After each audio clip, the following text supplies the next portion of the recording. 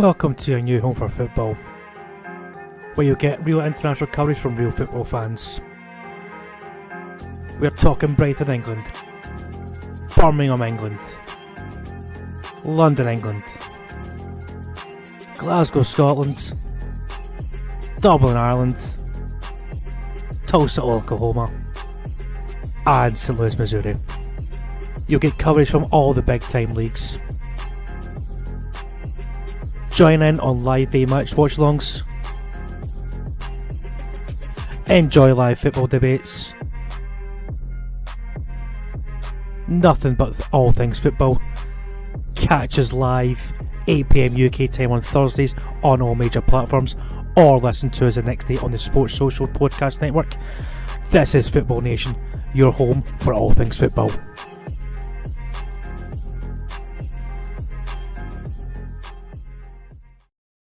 Hey guys, this is Football Nation, your home of all things football.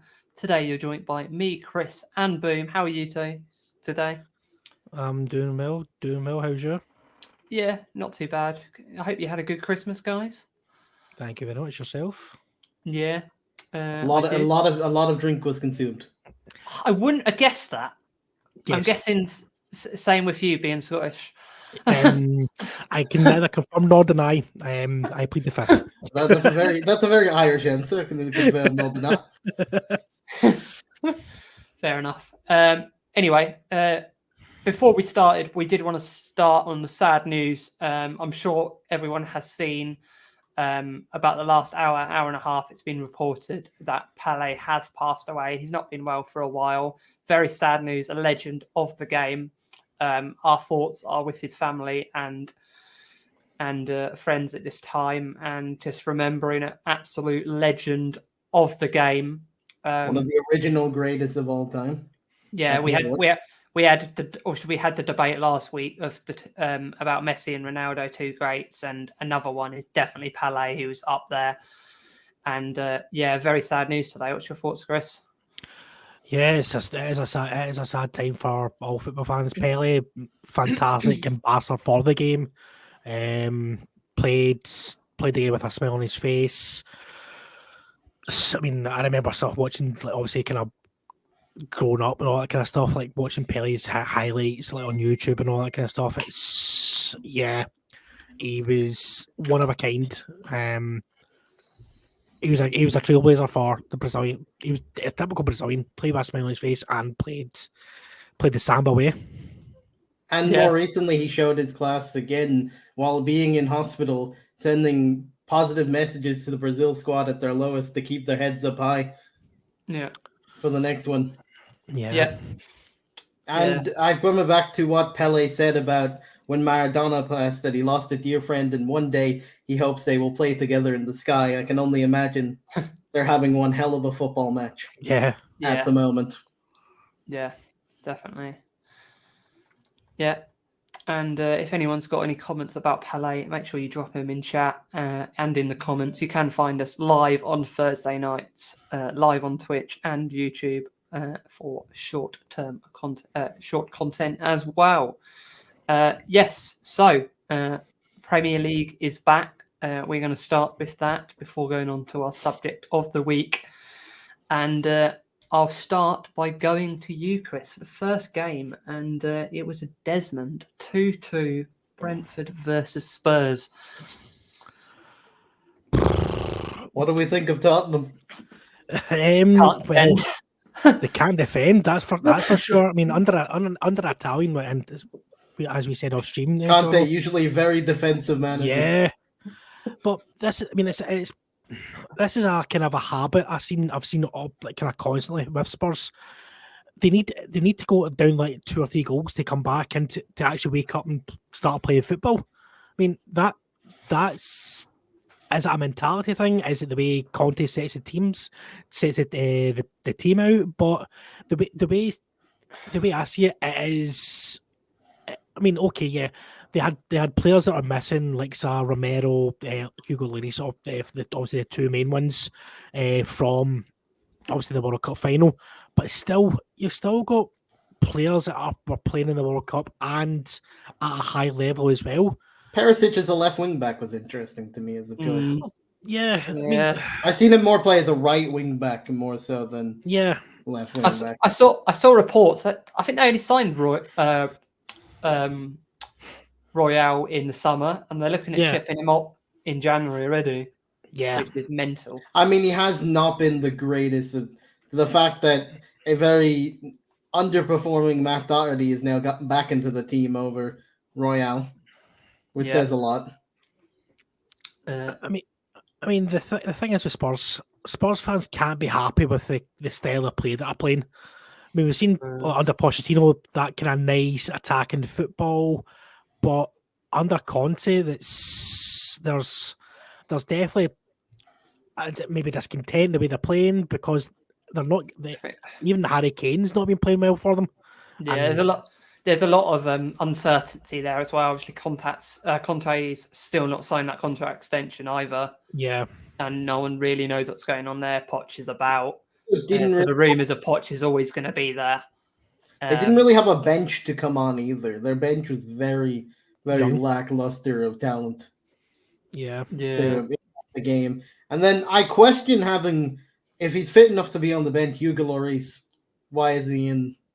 Why is that? Yeah. If you have him on the bench, what's the point of him being on your first class keeper on the bench? Yeah, we'll get into that later. But run straight back for us. What's the difference between him and Lloris? Really? Exactly. Yes, moving on. If we haven't got anything else to add on that game, where do we think Spurs are going to finish this season? I can't see them top 6 at best. Lucky if they do that, I think. Yeah. I think they can't afford to keep coming back in games. It's the whole thing of what United were last season. We would go behind 1-0 and have to keep coming back. It's the same situation. You can't keep allowing your opponents to score first. Yeah, definitely. In games and expect to come back into them.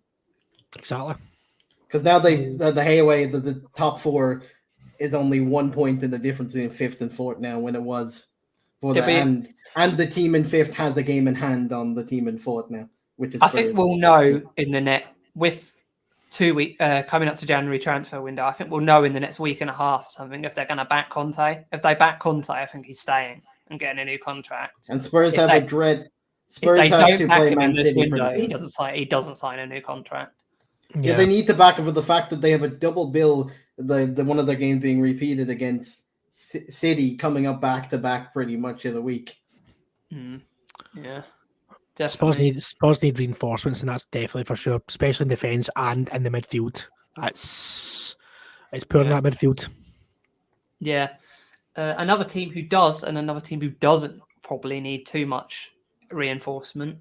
Fulham winning 3-0 against Crystal Palace. Crystal Palace going down to 9 men. I think Crystal Palace need a bit of cover up top. I think they still rely a lot on Zaha. And obviously his future's up in the air. I don't even know what's going on with that. So I still think they could use a bit more cover up top. And Fulham just keep on impressing, don't they? We spoke about them before, but they just keep having a great season. What's your thoughts, Chris? Well, I actually watched some majority of this game. I thought Palace were very unlucky. They had a few chances, half chances because they never really had a shot on target at all. But it was like half chances. But like you said, they relied too much on Zaha. But they've got the quality there. I mean, like so they've got Edward, they've got Eze, they've got the Mateta as well. It is a weird one with Patrick Vieira, but I think Palace need to improve the defense. The defense is too rash to going into stuff. I agree. I mean, look at the Dimitri Mitchell. That challenge was horrific. It was a shocker. And they never really recovered from it at all. But Fulham, if the under Marco Silva, they went from strength to strength, and it just shows you what if you put your time into Marco Silva, like Watford did But And also because it also shows you some signings may not have been great for like top 6 clubs, but like people like Andreas Pereira looked like a different person in the Fulham really team than ever was for United. Exactly, and obviously getting Mitrovic scoring in the Premier League as well. That's a massive boost for them as well. Yeah, it's something they couldn't do before, or Newcastle couldn't do when he was there as well. Yeah. So I think And ex-Arsenal keeper Leno, who fell out of favour at Arsenal, doing very well for them. Yeah, definitely. I haven't got much more to add on that, but I think they're both going to have a good season. Next up is someone who's not having a good season, and that's Everton 1-2 against Wolves. Wolves getting a win they needed. First game for Lopetegui in charge at Wolves, getting a 2-1 win. Lampard in trouble. I think I reckon they're going to go down. They're up and down their form. I think they're going to go down. I don't think they've got enough in their squad. Well, me and Chris talked about Lopetegui with the Barca person from Barca Talks, like on last week, being a La Liga perspective on Lopetegui, where he was at, and he said you didn't really see much what he was about. Like he wasn't like you couldn't say he was going to be the best defensive, and you saw that in this game. Wolves both teams were not the best in this game. Yeah, and it just came out to one moment. Wolves get it. Wolves very much needed that win in their pursuit that they got themselves closer to Everton. I think before that game, I think it was like 10 goals they've scored all season, Wolves. It's something horrendous like that. Wolves have been very bad defensively. I know, and they've just not scored enough goals. You would think selling their player to Everton, Cody, on loan, and that was a bad decision from Wolves' perspective. Yeah. I mean, the player that Cunha that Wolves have just signed, that's a good signing. I mean, it's going to be much better than Costa as your main striker. Yeah. I mean, the thing is with Cunha, he's a similar type of player to Costa, but he's a lot younger as well. Than Costa. The thing is, and he's not going to get himself sent off every 2 minutes as well. So I think Wolves will be okay, but I think Lampard is on a sticky wicket. I love Lampard for his Chelsea days, but I think he's a bit out of his depth. But I said from the start, I didn't think he chose the right club. Using Richarlison, then buying in like Mope and stuff. Yeah, it's like trading your Ferrari for a Fiat Punto. Yeah, then he brought in McNeil and Tarkowski from Burnley, a Burnley side that never really. Yeah, I mean, I like McNeil. He's young. The only thing is with McNeil, he's inconsistent. Very inconsistent. But I think Lampard's. I thought Everton are sacked Lampard by now because of the January transfer window that's coming up. Yeah. And with the new stadium that is getting built, they need to keep in the Premier League. They need to keep in the Premier League. If they get relegated in the new stadium. And that's a contract situation with Pickford to sort out for them as well. Rumours go around that it is between Manchester United, Chelsea and Newcastle that is after John Pickford.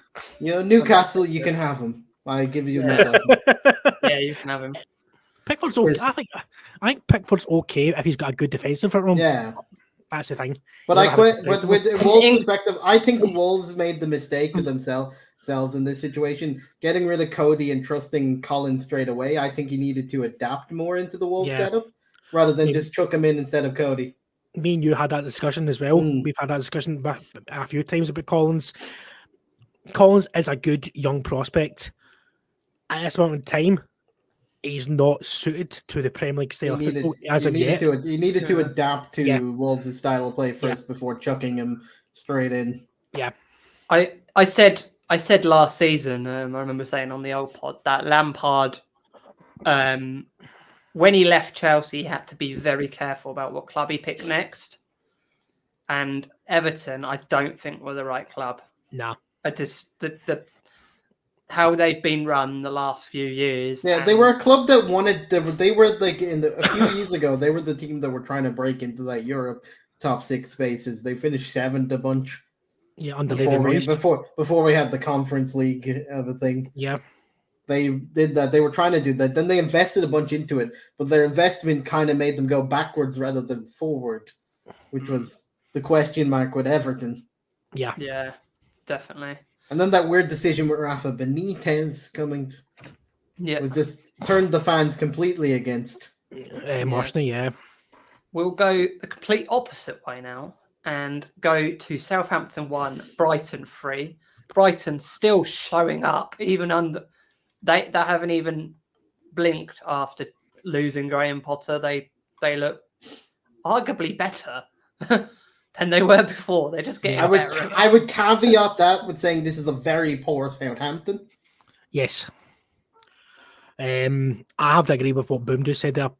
That Southampton team is poor. They've got... I mean, I love Cherums for Scotland, but for Southampton, being very poor. Gavin Bazzuno, I love him in Ireland. He's very good. Many good saves for Ireland, but the last few games for Southampton, he has had a howler in both 2 games that he's played recently. I'm surprised James Ward-Prowse has stayed there as long as he has. Yeah. Is that? Do you think that's maybe down to injuries, or do you think that's down to teams not liking his kind of drive, if you know what I mean? I think people only see him as the set piece person. Like they don't really see any Pep more strings to the bow. Yeah. I don't know if you saw your Pep's comments last year. I brought him up on the pod before, but Pep said he's the best free kick kick taker in the Prem. Yeah, but I think people only see him as the free kick set piece taker specialist player. People don't see him as any more strings to his bow and arrow that he can shoot. They just see him as just give him a set piece. Yeah. Yeah. I think if a top 6 club were going to come in for him, I don't think he'd start. I think he'd be like an impact bench player. Or score a free kick off the bench. I mean, another thing as well, the appointment of Nathan Jones. Yes. Very odd. Weird one from Luton. He didn't have a good job from anyone that he went to. But, he was at Stoke before. Got sacked by Stoke, then went to Luton. He's only been successful at Luton. Yeah, as a manager. The thing that's again, I use the same reference. That's like training in a Ferrari for a Fiat Punto. I mean, Hasenhüttl, yes, he had his flaws, but he was still a good manager. Mm-hmm. Why go for a guy who's not got any proven experience in the Premier League when you're in a relegation fight? His biggest success was almost getting Luton to the Premier League. Yeah, last season. Yeah. Is this another case of like we just spoken about with Everton? Is this maybe a club that's not being very well ran, or is it something deeper? I think it's a bad decision in a relegation battle to go for a championship manager. I think you need, if your all idea was to stay up, you needed to go for your Sam Allardyce or something. Your man that can Sean Dyche, something like that. Yeah. Someone that's proven to win a relegation battle. Yeah. Bring back Pochettino. He's free. Yeah. He was available. Yeah. Exactly. Simple. He had. That's what. If you think of it, that's where he had his best spell as manager in England was with Southampton. Yeah. For a team that now currently after this result sits in 20th, the worst team in the league, Nathan Jones. As much credit to him with his job at Luton, he did a good job last season with them. Yeah, it's a big step up between playing in the Championship with Luton to. I think he needs to stay after his spell at PSG and Spurs. I think he needs to take a step back anyway. But I think if he was approached by Southampton, I don't think he'd accept it because I think he'd think he's bigger than Southampton. You wouldn't know. He might still have his heart with Southampton from the beginning. Yeah, that's the guy. That's the team that gave him his stepping stone into those jobs. That's what I'm saying. He might still have his heart left at Southampton. You never know. You wouldn't know until you try, and I don't think they really tried to get a proper manager. Yeah, I think they just looked for an easy option. The cheap I'm option. calling it. I'm calling it anyway. Conte doesn't sign a new contract and Poch goes back to Spurs. I don't think so. I don't think so. I think will happen. I don't think Levy will go that route. Levy will eventually. That will be like Levy admitting he was wrong in the beginning to sack him. Yeah. Yeah, which he was. Moving on. Leicester versus Newcastle. Jonna, why don't you talk about this since we know you love Newcastle? We had it last week. Newcastle continuing their great form. Guess who scored again? Almiron again. Almiron, better than Jack Grealish according to After Jono's many times. tirade on Jack Grealish. Exactly. Yeah, But- Newcastle just keep on delivering, and Yeah. they're second in the league now, and Third. Third again, Oh, City they're third. did win. yeah, but they're definitely in a chance for that top four now, and The only thing will stop Newcastle from getting top four I don't As think they have if- the squad depth. that if they lose Chris Wood, if they lose Almiron, and if they lose Guimaraes as well to injury, there's nobody there to back them up. That's why there's obviously rumours going around. They're trying to sign Moses Caicedo from Brighton and I saw Tielemans. Tielemans as well. For that, That's see if they can get one of those two, if not both. Then yes, that'll give them more depth in the midfield because They're still linked with James Maddison as well. Yeah. But- again, Madison, we don't know. Problem with Madison, apparently, according to Brendan Rodgers, he is come back more injured than when he left to England. That's the exact words that he's come back worse That's for his not injury. good. That's not good. Yeah. So something he's done in Qatar, he's injured himself more than when he left. Sounds similar to Pep's comments before he came back on it. Yeah. But yeah, not much to add on Leicester as well. Leicester start before the breaks. Leicester started getting a bit more. They had a good Well, bit of form coming into yeah. this I game. think they're going to be Right, alright. And I But think then Rodgers. the break kind of ruins form enough. Yeah. I think Rodgers has secured his position there now for the season. After, I think he'll stay there now. I I think they're just going to have a Newcastle, mid-table season. I think. Newcastle, they're very good. The only thing I will say, the table kind of tells a bit of a lie that most teams have a game in hand on Newcastle. So the top four race is a lot closer. The top four is a lot closer than it appears to be at the moment. Yeah, definitely. Next, we have over to you, Boom, for this one. Aston Villa 1, Liverpool 3. This is just Liverpool were really good. They very early in the first half blew Aston Villa out of the water. And Villa did get into the game with Ollie Watkins, but then it was tied down by the youngster Bachikik or whatever his name is, Yeah. who just came onto the scene recently in the cup game and the last one against City. So a good week for that youngster.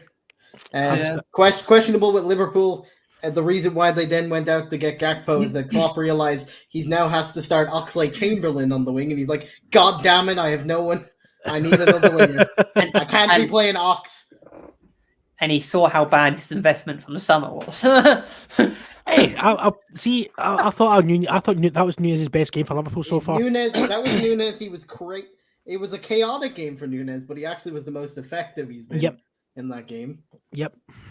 I mean, he could have scored maybe one or two, but the amount he caused that Aston Villa defense problems, he is still trying to adapt to the league. That's the thing. He's coming from a different league, a high paced league in the Premier League from rather than Portugal. Nothing against the Portuguese league because it is a fantastic league. He's very good at setting up. What he needs to do is start scoring goals. That's his only problem. He needs that goal to kind of kickstart him. But I just want to give a special mention to Ben Doak, who came off the bench and absolutely tore Luka Digne a new one. He sent him for a kebab with all the trimmings. He absolutely sold him. And the boy's 17. He came from Celtic to Liverpool. Celtic I sold wonder him why up. you're bringing him up. Hey, he's Scottish. He's one I know. of our own. He's one of our own. The boy is a talent. But my only worry now for him is with the signing of Gakpo. I think you need to go out on loan to maybe Yeah. championship, maybe League One championship team to get him a wee bit. It's pretty much confirmed from Klopp that he signed Gakpo because he's getting Diaz being injured, Jota injured now and again. It's to add another Firmino's winger still injured as well. But yeah, they're going to have a lot of problem when Firmino comes back, Jota comes back, and Diaz comes back. Who are you starting in your front? Yeah, I was about to say who. You have Nunes, Salah, fully Jota. fit. You have all of Who's your them going front for the three? wings. You have Gakpo, Salah, Diaz. Well, Salah's a start for a Yeah. start. You don't I drop think- Salah. I think fit Diaz starts. I don't know. You have Diaz, Jota, and Gakpo going for the same position. That other position. I personally think they'll put. It'll be Salah on obviously on the left hand side. They'll play Gakpo as a striker because he has done it from the Dutch and he has done it for PSV You as think well. he's dropping Nunes? Yeah. I think he'll drop Nunes until he gets fit. But I can also see Nunes play from the left hand side as well. Yeah, 'Cause he Gakpo has- can also play behind as well. He's played behind Exactly. in the whole. He can play across that whole front four. Yeah, because he done it for PSV against Rangers. He doesn't have a lot of experience, Gakpo, as the main striker though. He's kind of like he's kind of He's more of only a started false playing nine as the striker this season because Yeah, obviously because their manager's Van Nistelrooy. Yeah, Van Nistelrooy even said that Gakpo isn't a striker yet. He can't really play in that position. Yeah. He's only been training in this. Yeah. Plus, I think this will be the last season for Roberto Firmino at Liverpool as well. I think Firmino will leave. Klopp. That's up to Firmino because Klopp hinted that he doesn't want him to stay. Yeah, I think he'll want to play more first team football. That's the only thing because obviously he wants to get back into the Brazilian team, but currently I don't see him being a starter for Liverpool. Yeah. Moving on. Next, we had Arsenal 3-1 against West Ham. West Ham obviously got the first goal, but then our old friend Spencer was happy for about 45 minutes. Yeah, and then it turned, and Arsenal just done what they've been doing all season and got 3 goals and got the win. I haven't got much to add on it. Nah. Arsenal keep mounting that title fight. And Ketia stepped up for the fact that they don't have Gabriel Jesus. So fair play to the youngster. There was a question mark over him coming into that game in Ketia. Yeah, definitely. Yeah, I mean, it's just. I think that's the only thing stopping them. I think they've definitely got a chance of winning the title. I think they need to add at least 2 players in January. The only thing that's going to stop them is squad depth because you look at that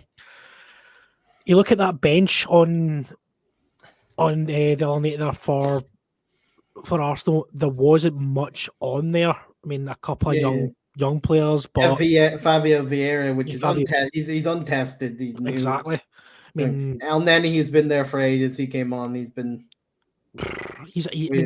not really impressed over the years. Yeah, exactly. And Zinchenko was on the bench, which is doing all right this season. The thing is with as a Chelsea fan, I'm hating literally watching Arsenal be at the top of the league.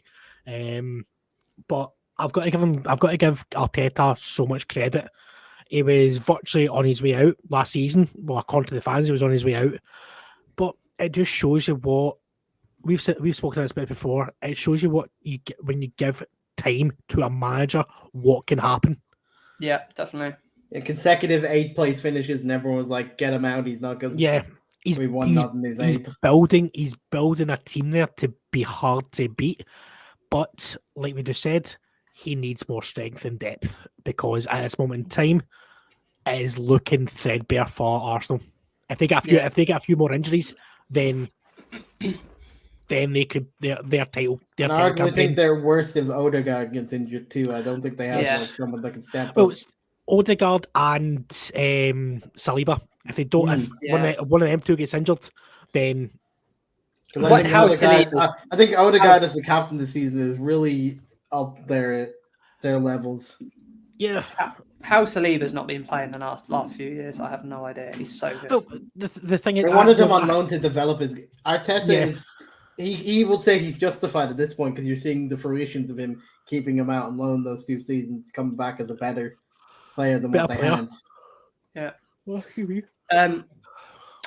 We will have more on Arsenal this week. And- We will have episode 3 of my series on YouTube. Last week we had Chris on talking about Chelsea, and you can catch Impressing me. you can catch me. You can tell Chris enjoyed it, everyone. You can catch me with Bullions doing a big dive into Arsenal season so far. Next Tuesday that will be out. Stay tuned for that. I will say one more thing on David Moyes now before we move on. He has a terrible record against the top 6. Yes, awful, isn't it? I've seen a lot of David Moyes trending. David Moyes out. Moyes trending out, yes. Trending at the moment. And the owners of West Ham out trending. The West Ham fans pretty much they've like been sitting with a that few owners for clubs. years, haven't Yeah, but they've really started to ump that again online. Yeah. Mm. I think it is time for West Ham to sell up, the owners to sell up I because agree. they've went backwards instead of forwards, and that's not David Moyes' fault. Again, David Moyes they've came had in at a difficult time and actually got them European football. Did very well last season in Europe, but I don't think it's helped all the shadow around Rice for so long as well, where he's been rumoured to leave for so long. Yeah. today It's Moyes has come out and said he's not going anywhere, and neither is Rice. His exact Well, words today. See, Rice is. well, right here's I'll quickly throw this Rice to you. is leaving this summer, 100%. I'll quickly throw this to you. What's your opinion on Declan Rice publicly coming out and saying that he wants to play in a bigger team? When you're the club captain and you're coming out and saying that in the public domain when you're away with England, that's not good for morale for the team. No, I agree. Well, I think he's a little shite. no boom. I've never liked Mr. Rice. I wonder why. Never liked him. Never liked him. Yeah, I definitely think he's gone this summer. I think I could see that coming. He's a little two-faced. I think him signing for Chelsea is the worst kept secret. Although with that last contract that he signed a bit ago was kind of like they're basically forcing him to stay. Yeah, Declan 5-year Rice. deal. I think him signing for Chelsea, everyone knows it's gonna be. Everyone's known that's going to happen for the last 4 seasons. Exactly. They just keep delaying it. Speaking of Chelsea, we have them versus Bournemouth next. Yeah. Nice segue for you. Chris, tell us about your beloved Chelsea finally winning, apart from Jono saying that they never win. This was Chelsea at their best in the first half, especially. The way they moved the ball. I mean, Reece James back to his best in the first half. We'll come to him in a wee second. Raheem Sterling playing very well as well. Mason Mount getting an absolute worldie of a goal. Havertz scoring a nice goal as well. Pulisic even played. Pulisic played well. I mean, a few times he should have shot when he passed instead of shot. But that'll come again with confidence. But we looked solid in that midfield as well with Kovacic and Jorginho playing. But I'm still concerned about the backline. Obviously, Chelsea are in talks to sign Badashile from Monaco. He's a younger version, shall we say, of Thiago Silva and Kalidou Koulibaly. But Koulibaly, in my opinion, I thought it was going to be a fantastic signing for Chelsea. He's been very poor. He's been very, very poor. Obviously, it doesn't help with Fofana getting injured so early on. I would say that with Koulibaly. I put him in my fantasy team, and then he got a red card that one week. Yeah, I put him in my fantasy. Yeah, he's not been very good. And again, I want to give a special mention to Kepa Arrizabalaga. He has been outstanding since Graham Potter's came in. Yeah, from his early when he started with kids, Yeah. he was very, very questionable when he started his Chelsea career. I think that no one this season thought he would win his space back from Mendy. If anyone said that start of the season that he's arguably when Potter took over, he's arguably been the reason why you stayed in games. Yeah, 100% for your draw results, or you didn't get absolutely right when he was building to what we saw today. Well, look at the Brighton game. We got absolutely hammered off a Brighton. Who was in goal? Mendy. Yeah, but obviously there's a lot. I was saying in the United game when we had our moments of pepper, Kepa was the reason that kept most of that. I mean, obviously there's a lot of rumours going around Mendy. Do you think that's just a confidence thing? Do you think obviously Kepa's been taken out of the team and now he's come back and his confidence has gone back? Do you think Mendy can recover that, or same as Kepa did, or no? I think Graham Potter has picked his favourite, and I don't think Mendy is going to change his mind. I think the reason why Chelsea are not Mendy's not happy just now because he doesn't feel valued as a player. Because Chelsea offered him a 5-year deal, and rejected it because he didn't. The money wasn't right. I'm sorry, but Chelsea gave you your biggest moment in your career. Yeah. When winning the champ, basically bringing you up from nothing. He was unemployed a few months before that. Exactly. He was on the dole. And you're coming out and can I say, this is obviously paper talk, all that kind of stuff. So I want to kind of clarify that before that you're unhappy. Prove to the fans, prove to the manager that you are wanting to be here.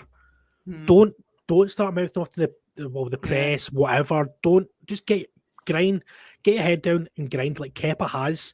Kepa was in the doldrums for 2 seasons with Chelsea under Tuchel and Lampard. And obviously with what's his face, the smoker, Sarri, Maurizio Sarri.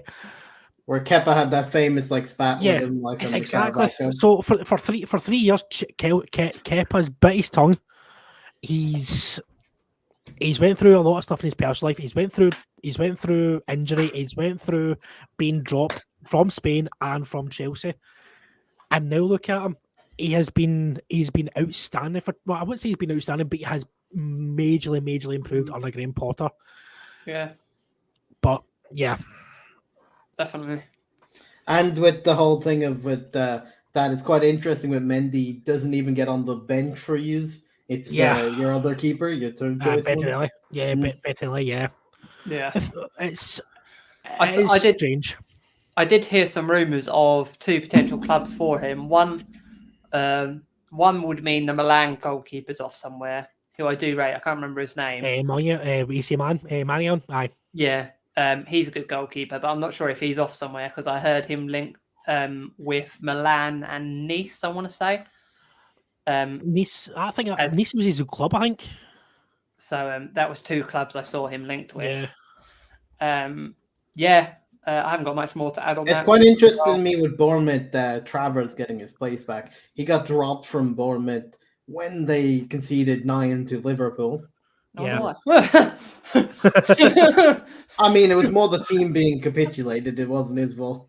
He was just the fortunate victim of that being a goalkeeper. That might hurt your confidence. Moving on to another player who's definitely improved under a new manager, and that is Marcus Rashford. The Marcus Rashford from last season under Ollie and Ranić to this season under what has happened? I think as a team performance-wise, you could have down to the coaches with Marcus Rashford. We have a striker coach now that's getting better with finishing and stuff. I think with a team performance as United looking better as a team, I think Casemiro is a big catalyst for that. When he came into the team, the performances with Casemiro in there compared to when Casemiro was not in the team, big difference. Maguire's done though, doesn't it? Maguire is done. I mean, the fact that we play Luke Shaw as the Luke Shaw as centre back over Nah, him. I'm sorry, but no, because Harry Maguire was ill before that game, so that's why he was not, because Ten Hag did come out and said he was ill. He only had two training sessions. He's fit enough to be on the bench. He's fit enough to start. That's the Roy Keane way, Chris. The Roy Keane way. It's the Roy Keane way. But Roy Keane's a FUD. I said the same thing. I'm sorry, right? Hold 2 seconds, but John, you came out and slated Harry Maguire for the World Cup. I thought Harry Maguire had his best World Cup. He had a good World Cup. Chris. I said he had a good World Cup. I said he wasn't. He's always good for England. Hello, Lockett. How are you? The thing is, Maguire's not finished with Man United. It was his first. He was ill. There was 6 players for Manchester United who were. Can I give my reason as to why he was fit enough to start that? You said that he only had like 1 training session. Person that also only had 1 training session, Varane. Yeah. Came back, only trained once. He himself was sick coming up to the World Cup final. Played, looked completely knackered at the end of that. Came back. He's the first player to have played that final to actually play for their club. And he was the one that literally went to Ten Hag and said, "You're short on centre backs. Let me play." That was his choice. Ten Hag confirmed that Varane went up to him and said, "I'm available to play, boss." I mean, yeah, I can understand that. It's but just his mentality, isn't it? Yeah, that's the mentality. But when Maguire has been not well, who had barely kicked a ball since coming back from the World Cup and getting ill just before, like maybe 2 or 3 days before the actual game, he can't say he's finished. He could play. He might play. He'll probably play on Saturday for you. That's the thing. He'll probably play at the weekend. He won't. Because Martinez. We have Martinez back with Varane, and he doesn't get over Varane or Martinez 100%. No way. It depends what shape Martinez is in after party for about a month. He's perfect with it. The reason he came back, Chris, is because Ten Hag says he's got to stop partying soon. He will I would say if Maguire's gonna play, he will play the Friday, the 6th of January against Everton in the FA Cup third round. That'll be the game you would see probably Lindelof and Maguire back into if they're not sick. Say one of those. I say we'll sign a younger centre back in the summer, and one of Lindelof or Maguire will leave. I personally think it'll be Harry Maguire just for his England spot. I don't think he's a bad player, Chris, on his day. Maguire, I think just at the moment it hasn't worked at United. And I think for his own career, he should probably look to go to a different team just for his own self. The thing is, nobody's going to be able to pay his wages. He's on stupid amount of wages. That's the thing. We are reducing everyone's wages for that exact reason. But that's the thing. But he's on a contract for, was it now 2 or 3 years? That's right. We're negotiating new contracts in the background with a lot of players to reduce wages. Yeah, but the thing is, I mean, it's the same kind of situation at Barcelona we've seen with De Jong. I mean, he's on a 3-year deal that he's on, say, for instance, I just think Maguire, for his own sake, needs to. Yeah, I mean, I'm not disagreeing with you. But I do think it's. Anthony looked a bit ropey from the. I think. For not playing much of Brazil, we watched some of the Brazil game. Yeah, he didn't play. I think he looks very rusty at the moment. Yeah, I agree. I was surprised that he started the other night there against Forest, but I think the fact that he wanted Rashford on the left for that game, rather than on the right, because we saw in the second half he switched Rashford to like them and put Garnacho on the second half. Yeah, I also wonder if where he's got quite a few strikers that can be. Like with Martial, Rashford, Anthony, who's quite interchanging. I wonder if he wants to go for more of an out-and-out 9. I think he didn't start Garnacho. He wants to go, and that's pretty much confirmed that we want an actual striker on loan in January. I think the fact that he played Anthony on that, I think it was more to the fact that Forest are a very physical team, and I don't think he would play a youngster like Garnacho against a team that's going to be in your face. Tackling most of the time.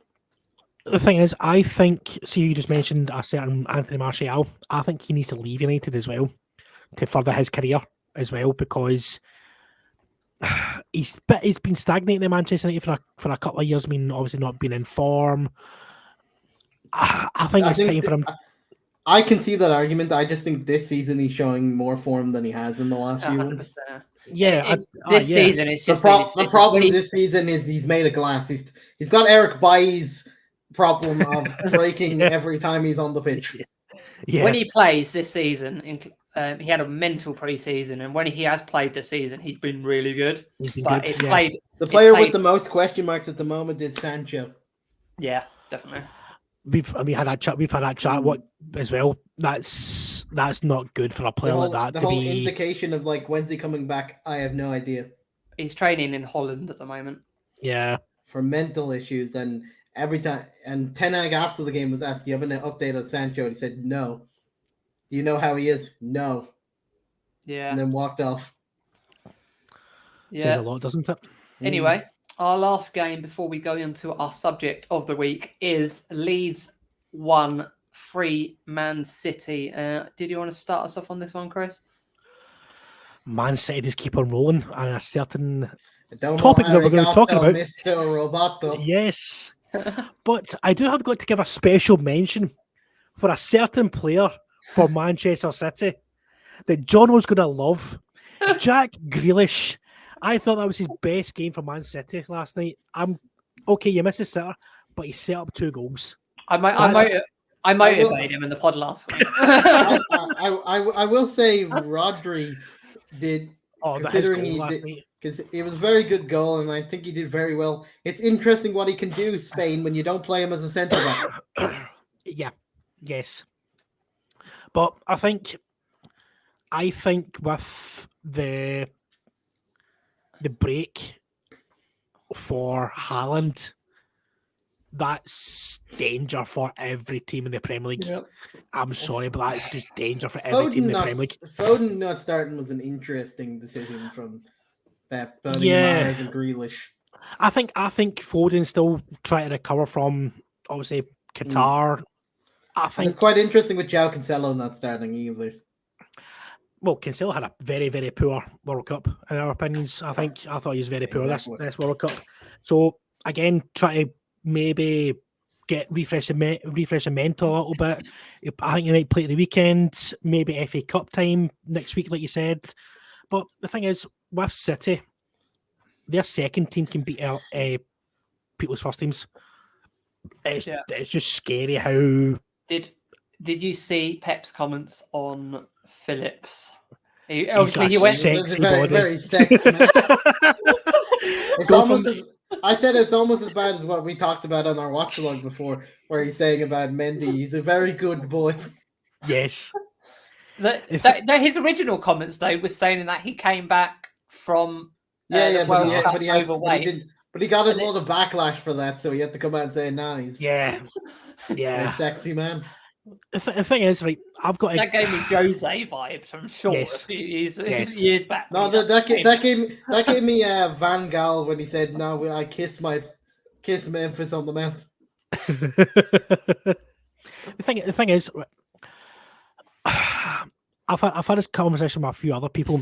I don't think, and it was something I seen. I think it was it last night or the night before on Sky Sports News? It was Jesse Marsh talking about Calvin Phillips. He came to see the game previously before the Man City game. He looked happier when he was walking through like Ellen Road, etc. He didn't see that kind of that mentality when he was walking through with Man City. He looked like he was lost, if you know what I mean. I think we've maybe touched on it before. I don't think that move was right for Phillips at that time.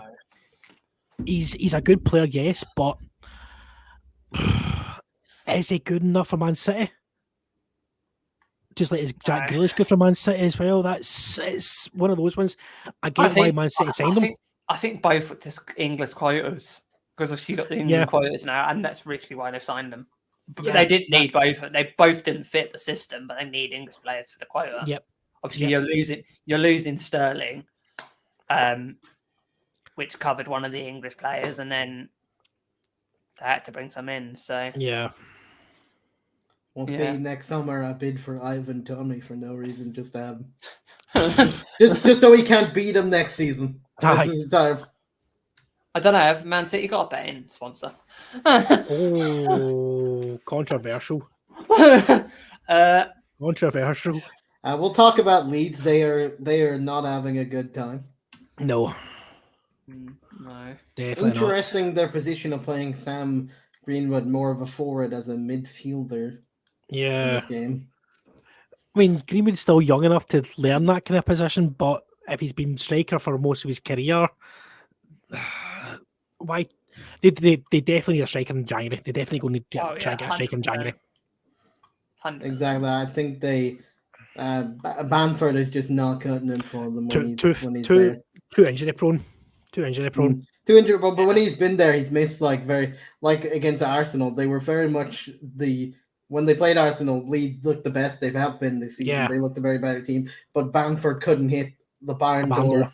Yeah, I'm a machine gun. Yeah, definitely. He kept missing. He missed a pen, Bamford, and it's just like. Yes, definitely.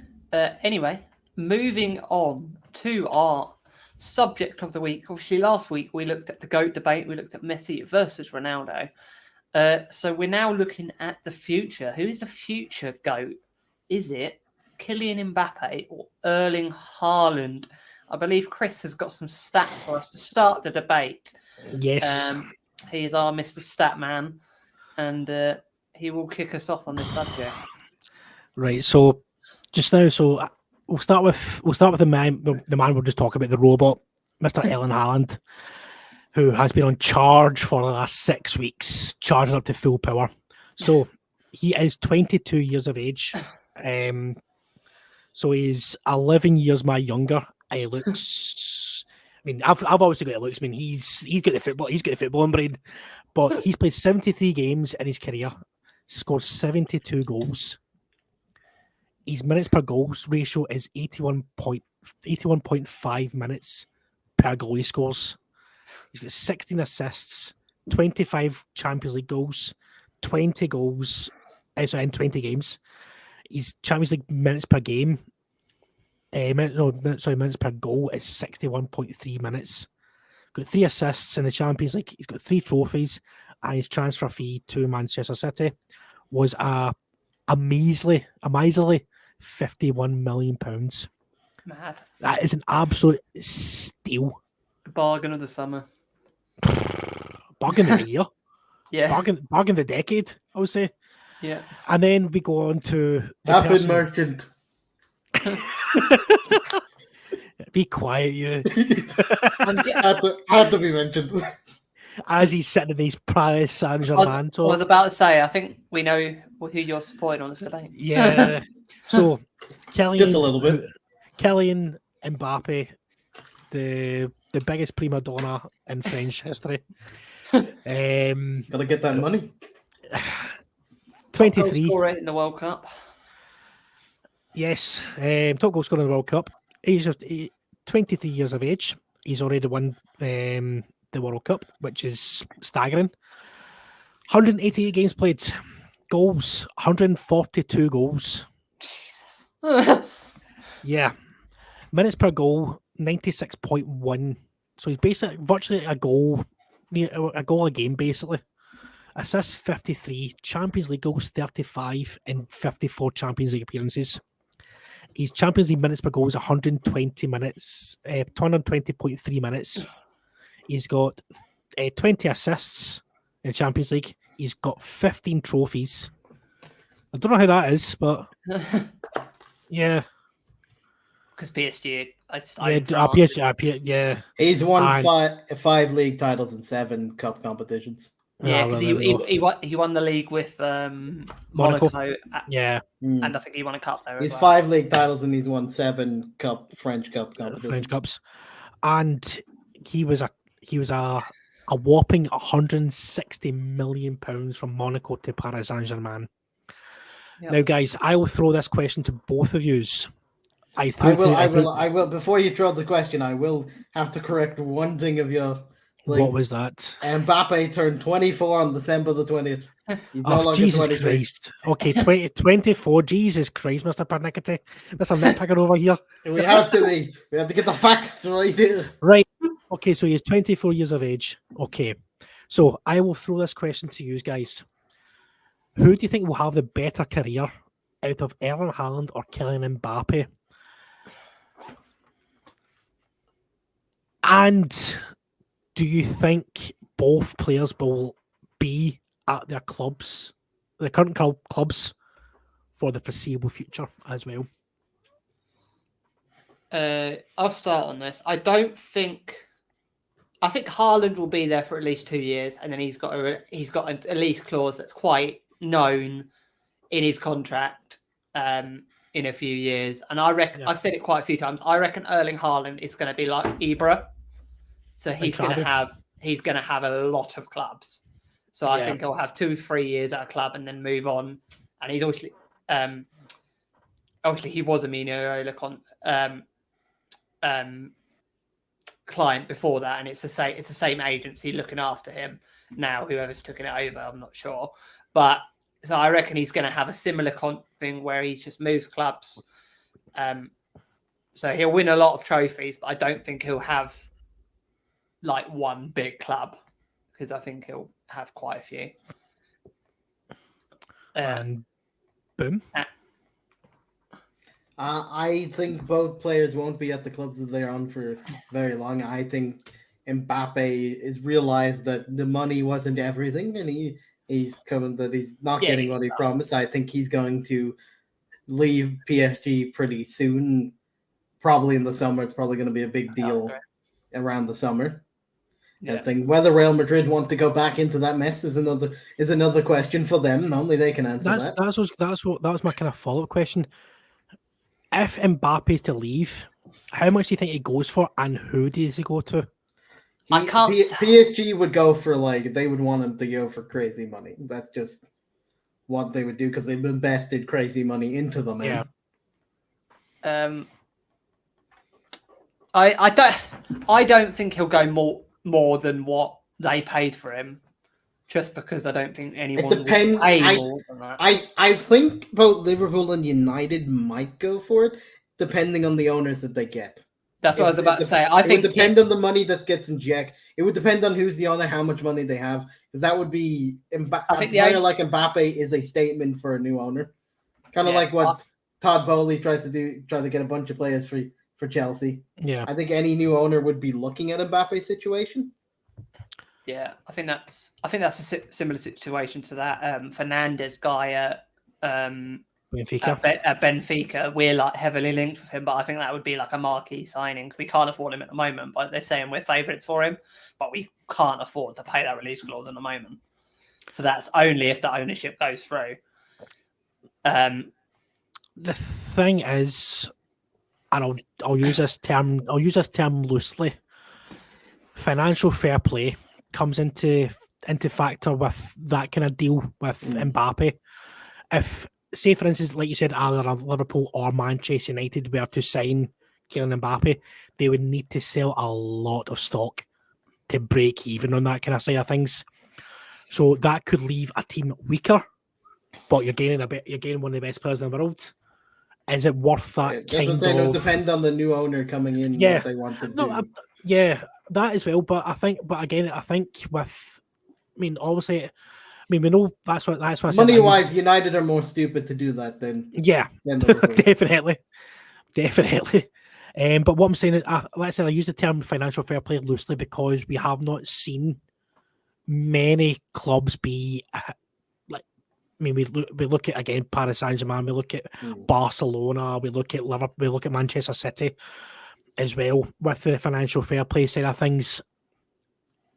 It doesn't get used. There are ways around the wording of financial fair play.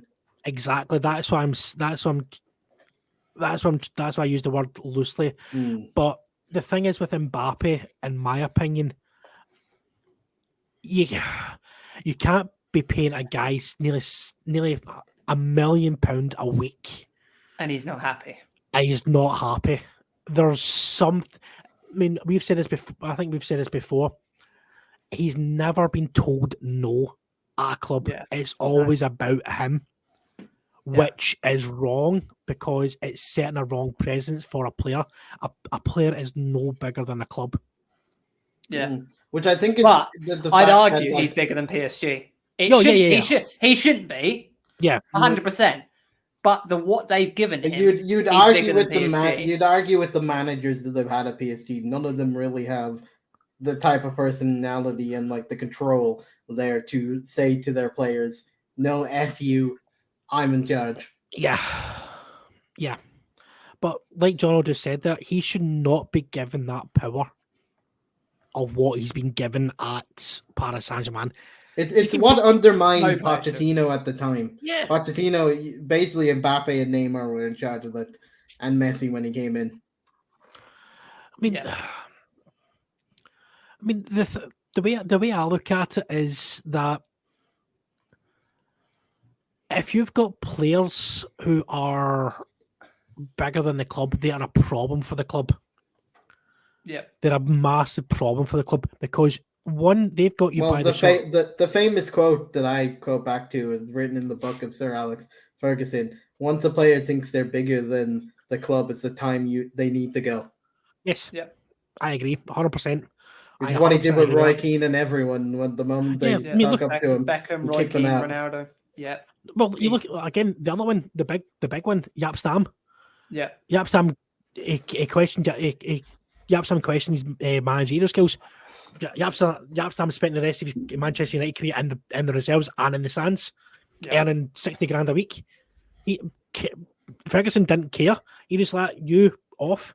I don't know if that's a Scottish mentality or just his mentality in general, but I mean, you can see now it's kind of with Ten Hag with the Ronaldo situation. Yeah, Ronaldo. Exactly. You can not show up then. Exactly. I mean, the way I see the kind of Mbappe. I mean, I know we're kind of more talking about Mbappe because Mbappe is the problem child in this kind of debate. Haaland just gets on and plays his games. Yeah. I mean, I've seen. Sorry, you. I have no respect for Mbappe. I'd be very disappointed. As good a player as he is, but just because great player, but his attitude and what he's done off the pitch, I have no respect for him.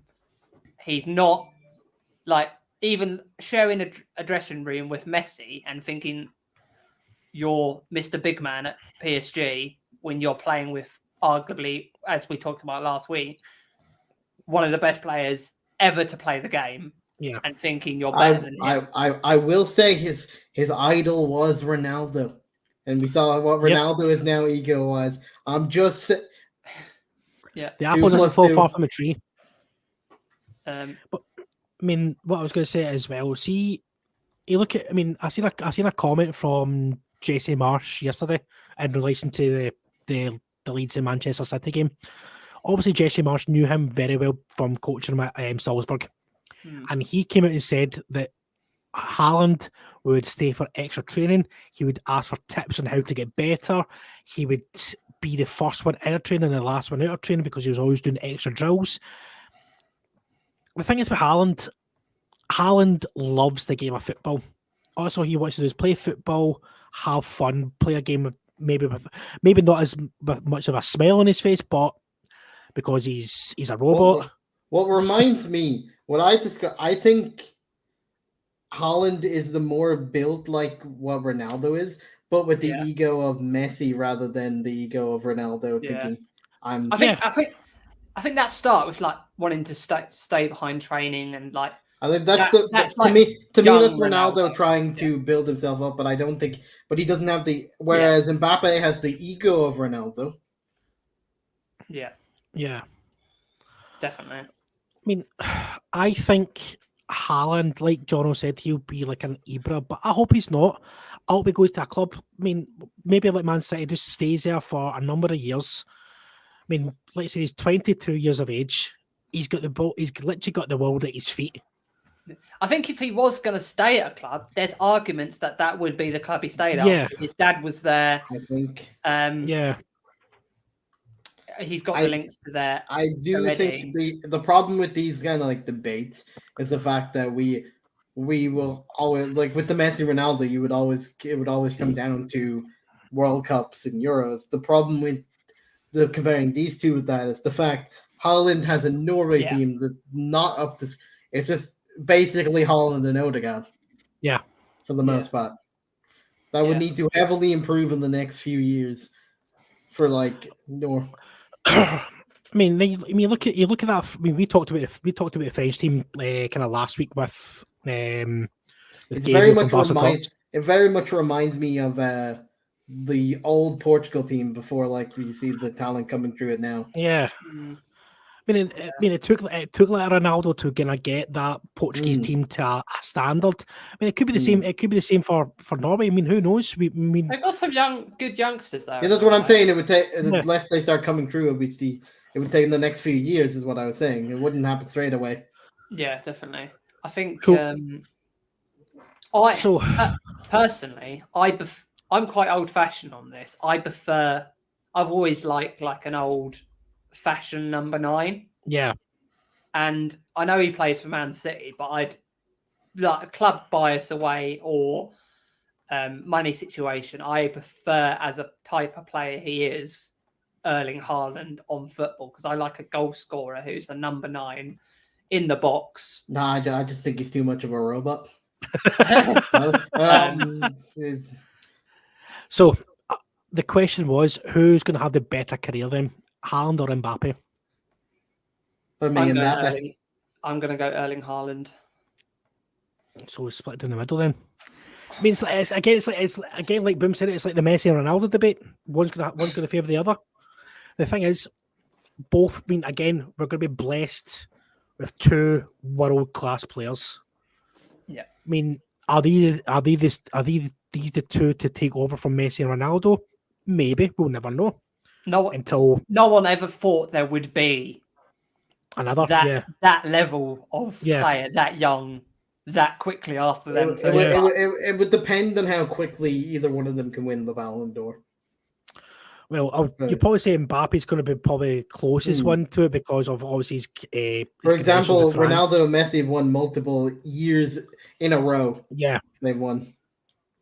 And they've been consistently, the 2 of them have been consistently in the top 3 for numbers of years.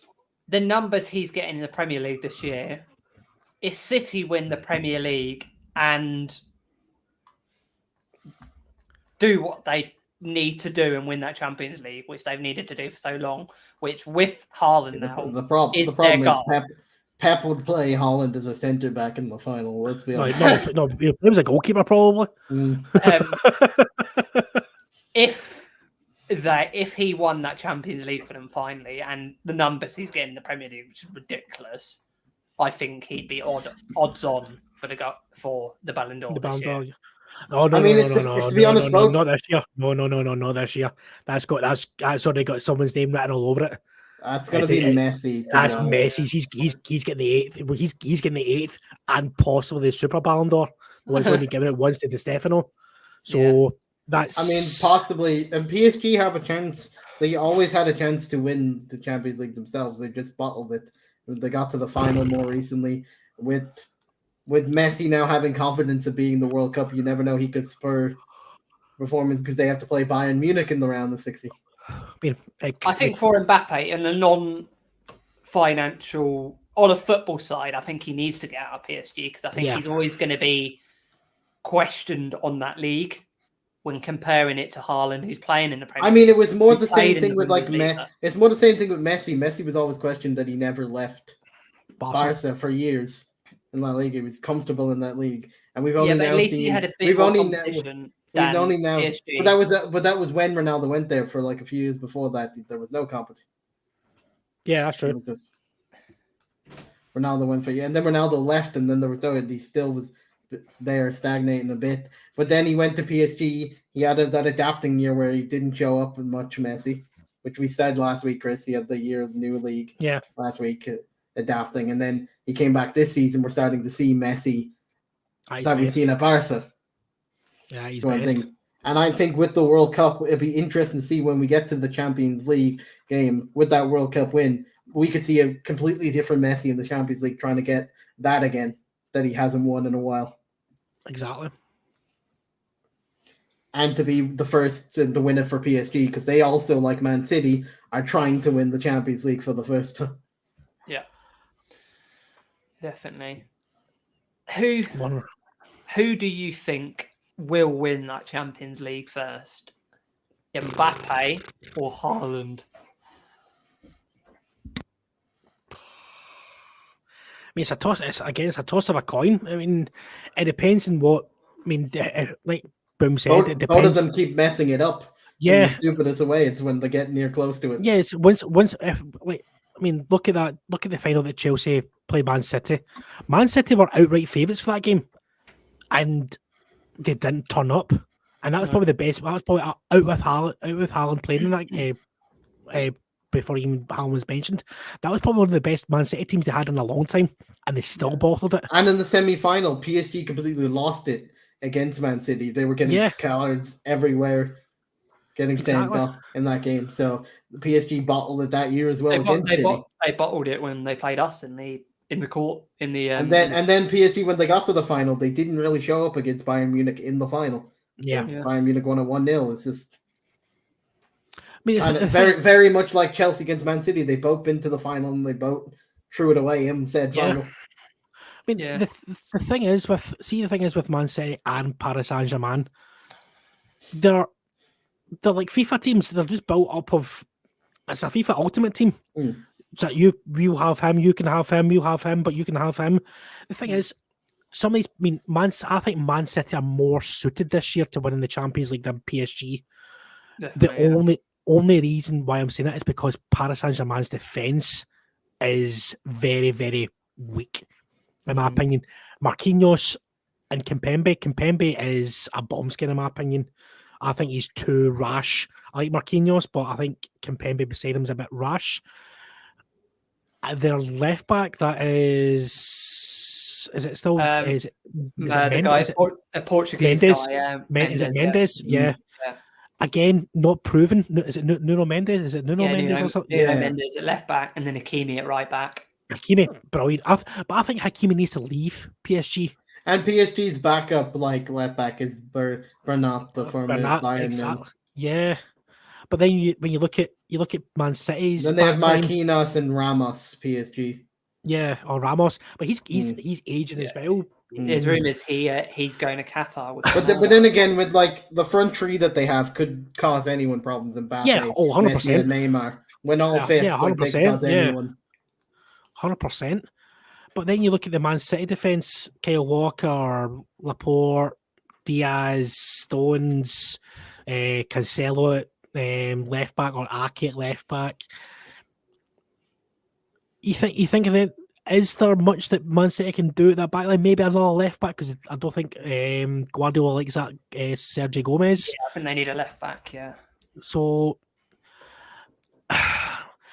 again, it is a toss of a coin for that between the two of them. But if you've got Erling Haaland, who's banging in 40, 50 goals for the season, you've got to say your money's on Man City this season.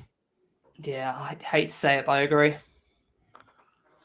What about you, Boom? I don't think neither of them are winning it.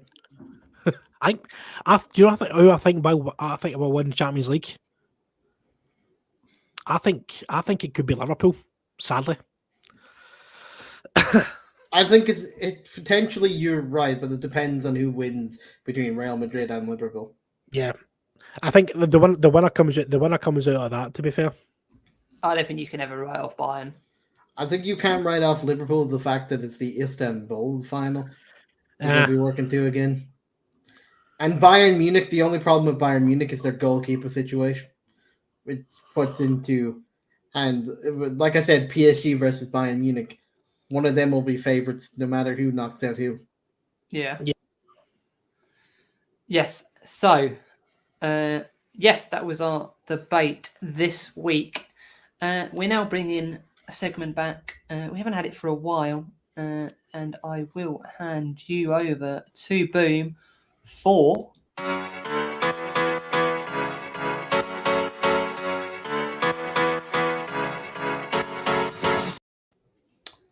Boom's Fantasy Football. Over to you, Boom. Yes, that's right. It's back. The show that everyone loves, I hope. I have no idea. No one's giving feedback for it.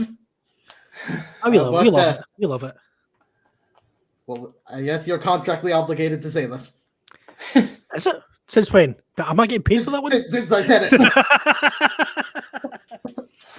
But yeah, this week we had some high scores again. If you listened to me on the last one and put Newcastle players in, you would have been very good this week.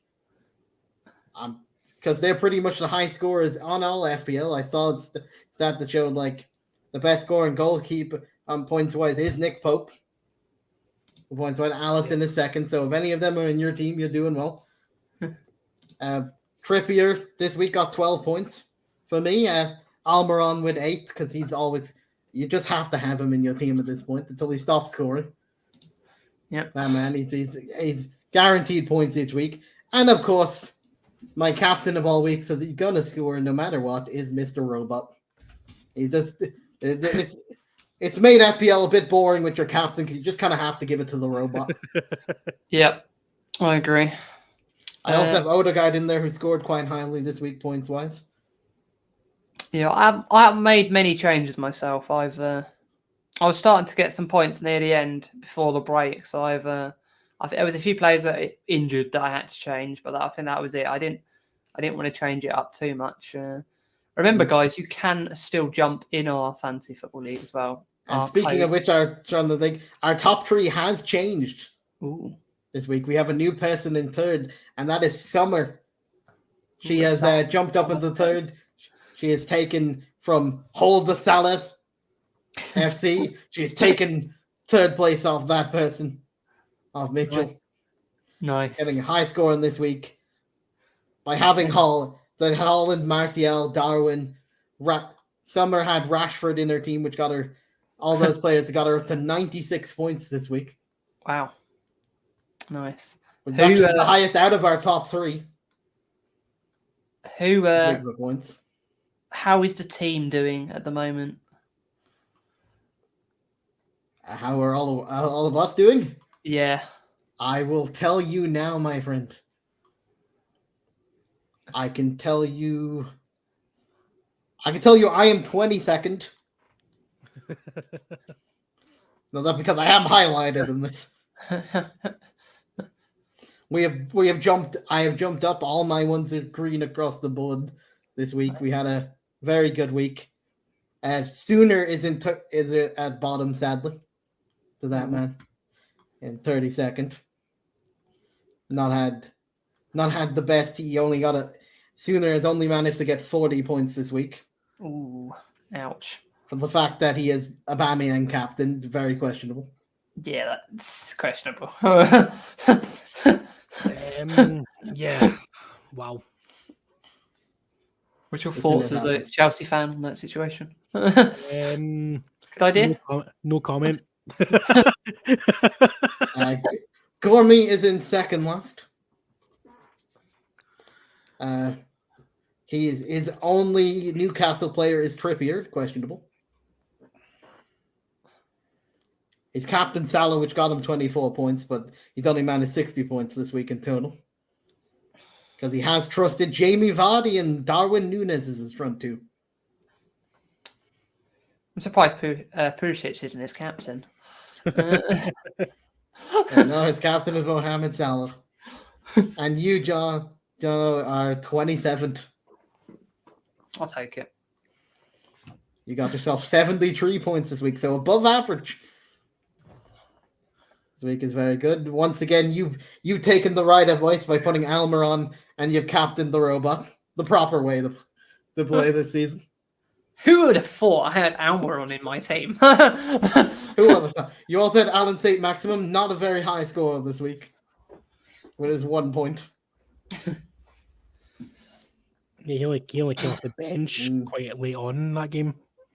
Yeah, and you have James Ward-Prowse here getting you some points for at least scoring a penalty.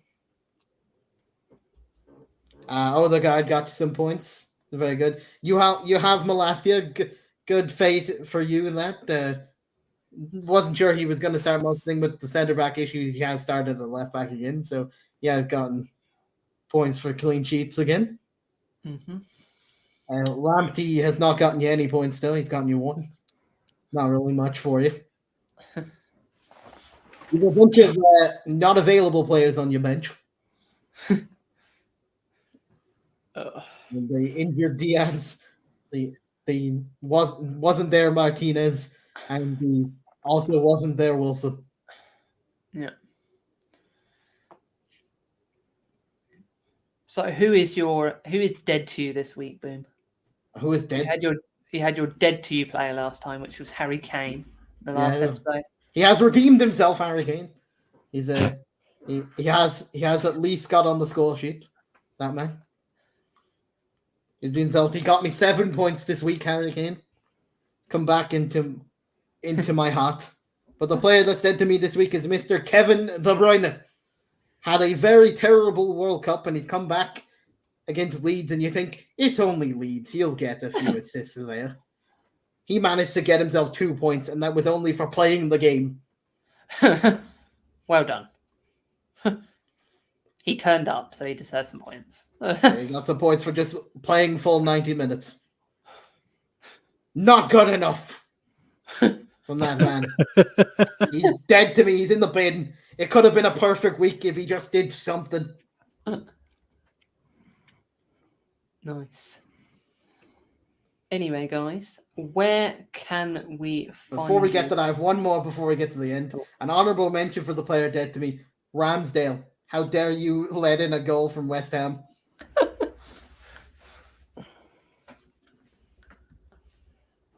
Shocking.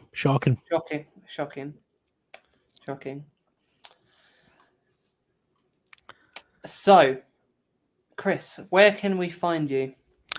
So you can just find me on Twitter at Chris_Watt89. And you can find me on here. There's some interesting stuff coming next week. So stay tuned to the socials. I am no longer on Twitch because Twitch is Twitch. And yes, you can just find me on here now. Yep. And Boom, where can we find you? You can find me here on this podcast most weeks, and on some things coming soon. We'll tell you more about that next week when you'll see it. You can find me on Twitter at CrazyBoom, _, and the same on Twitch, and Boompool on YouTube. Yep. And you know where you can find me, jono.tv, everywhere. Road to Legends and the Football Nation podcast. You've all been legends. This is the Football Nations podcast. Make sure one more thing to say. You've forgotten it, Jono. Our applications are still open for one more week. One more week. So please head over to our Discord, head over to our Twitter. Join, you know you want to.